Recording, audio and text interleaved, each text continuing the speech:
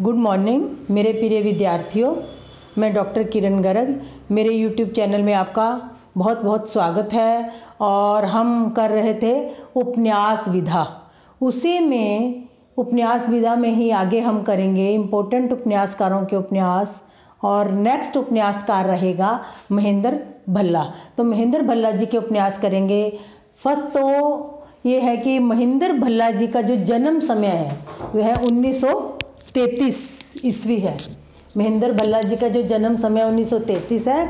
और इनके जो उपन्यास है वो है एक पति के नोट्स, दूसरी तरफ उड़ने के पेशतर, दो देश और तीसरी उदासी, 3-4 दिन, ये इनके उपन्यास है। फर्स्ट है एक पति के नोट्स जिसका समय है 1967।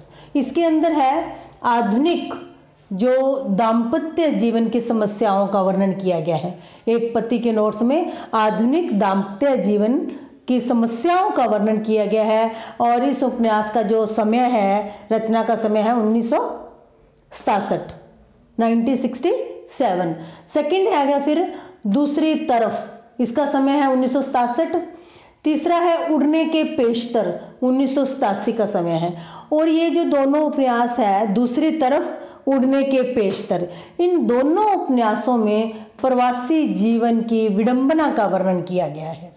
किसमें? दूसरी तरफ और उड़ने के पेशतर, ये दोनों उपन्यासों में प्रवासी जीवन की विडंबना का वर्णन किया गया है। और इसका समय है दूसरी तरफ का 1967, उड़ने के पेशतर 1987। नेक्स्ट आ गया दो देश और तीसरी उदासी। इस उपन्यास का जो समय है 1997। और फिर लास्ट जो इनका उपन्यास है 3-4 दिन। तो यह सारे उपन्यास किसके थे? महेंद्र भल्ला जी के। तो महेंद्र भल्ला जी का जो जन्म समय है 1933 ईस्वी। तो नेक्स्ट उपन्यासकार की बात करेंगे हम, उपेंद्र नाथ अश्क।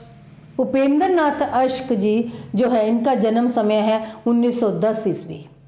ठीक है। और इनके जो उपन्यास है सितारों के खेल, गिरती दीवारें, बड़ी बड़ी आंखें, पत्थर अल पत्थर, गरम राख, शहर में घूमता आईना और एक रात का नर्क, एक नन्ही कंदील, बांधो न नाव इस ठाम, निमिषा, पलटती धार। तो यह सारे उपन्यास थे उपेंद्र नाथ अश्क जी के। उपेंद्र नाथ जो अश्क जी, इनका जन्म समय है 1910। और इनके जो उपन्यास है सितारों के खेल जिसका समय है 1940, गिरती दीवारें 1947, बड़ी बड़ी आंखें 1955 का है, और पत्थर अल पत्थर 1957 का है, गरम राख 1957 का है। ये दोनों उपन्यास एक ही समय के हैं, पत्थर अल पत्थर और गरम राख। नेक्स्ट है शहर में घूमता आईना 1963 का है। और फिर एक रात का नर्क 1968, 1968 का है। एक नन्ही कंदील 1969 का है। और बांधो ना नाव इस ठाम 1974 का है। निमिषा, निमिषा इम्पोर्टेंट उपन्यास है और यह है 1980 का। पलटती धार 1997 का, 97 का। तो यह सारे उपन्यास थे उपेंद्र नाथ अश्क जी के। नेक्स्ट उपन्यासकार के बारे में हम बात करेंगे, राहुल सांकृत्यायन। राहुल सांकृत्यायन का जो जन्म समय है 1893 ईस्वी रहेगा। और इनके जो उपन्यास है जीने के लिए, सिंह सेनापति, जय योध्या, मधुर स्वपन और बिस्मत यात्री और दिवा स्वपन, यह इनके उपन्यास है राहुल सांकृत्यायन के। ठीक है। इनका जो जन्म समय है 1893 ईस्वी रहेगा। और इनका उपन्यास जीने के लिए 1940 का है। और इसका यह जो उपन्यास है पहला राजनीतिक उपन्यास माना जाता है। पहला राजनीतिक उपन्यास माना जाता है जीने के लिए उपन्यास है जो राहुल सांकृत्यायन जी का उपन्यास है। और इनको हिंदी साहित्य का पहला राजनीतिक खुला उपन्यास माना जाता है। ठीक है। सिंह सेनापति 1942 समय है इसका रचना का। और इसमें वैशाली और तक्षशिला जो गणराज्य है उनकी कथा का वर्णन है इसमें। सिंह सेनापति में वैशाली तथा तक्षशिला गणराज्यों की कथा का वर्णन है। नेक्स्ट आ गया फिर जय योद्धा, जय योद्धा। तो ये इसका जो समय है 1944, मधुर स्वपन 1950 का है, बिस्मत यात्री 1954 का है, दिवा स्वपन 1961 का है। और इसके अंदर आर्यों के कुंठा रहित जीवन का वर्णन है, आर्यों के कुंठा रहित जीवन का वर्णन है किसमें, दिवा स्वपन में, और इसका समय है 1961।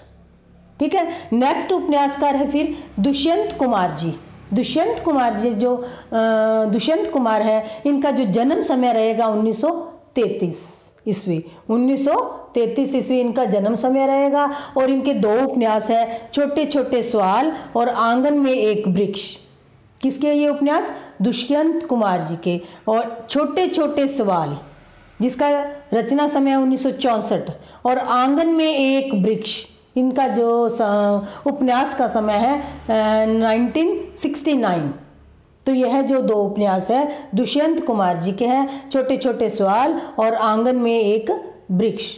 तो इस तरह से हमने कुछ इम्पोर्टेंट उपन्यासकारों के उपन्यास के बारे में आज हमने पढ़ा है। और इनको कोशिश ये करो कि आप टाइम के साथ करो, तो टाइम के साथ करोगे तो आपको ज़्यादा फ़ायदा रहेगा। थोड़ा टाइम लगेगा, मेहनत होगी, बट इसका फ़ायदा रहेगा। क्योंकि आजकल जो उपन्यास है एग्ज़ाम में, उपन्यास डायरेक्ट नहीं पूछते कि ये उपन्यास किसका है, यह पूछते हैं कि उपन्यास जैसे 4 उपन्यास है उनको क्रम में लगाना है। तो क्रम में हम तभी लगा पाएंगे अगर उसको हम टाइम के साथ लर्न करेंगे।